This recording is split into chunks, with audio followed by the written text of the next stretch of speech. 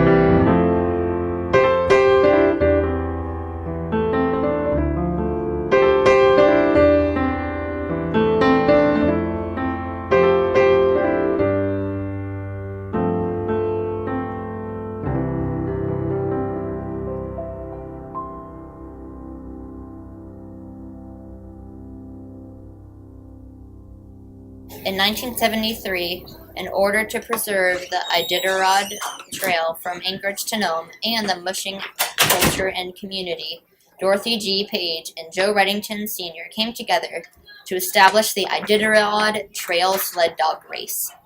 This great race has occurred annually since. Now handing it over to the Holy Trail.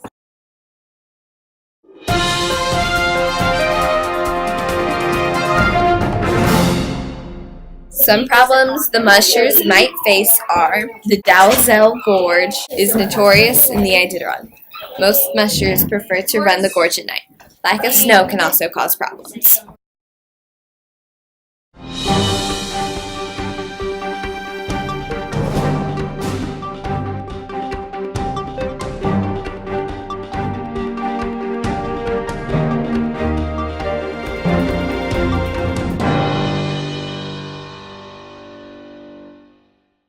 When running the ceremonial start, mushers face drastically different trail conditions than after the restart.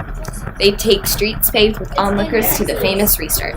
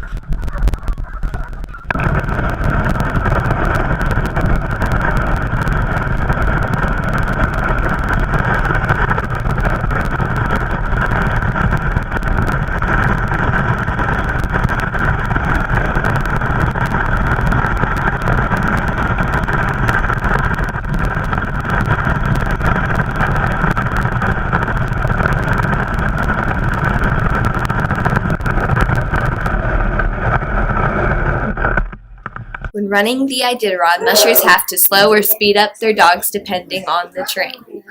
The dogs can't be running super fast while taking sharp turns.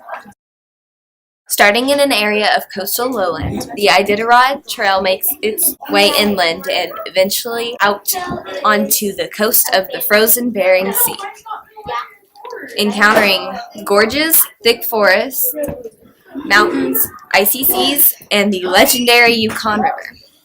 On even years, mushers run the northern route. On odd years, mushers run the southern route. This is because when the Iditarod first started, they only ran the northern route. That crowded a lot of small villages. So they changed it to the northern and southern routes. The southern route has the actual ghost town of Iditarod. Now handing it over to Iditarod.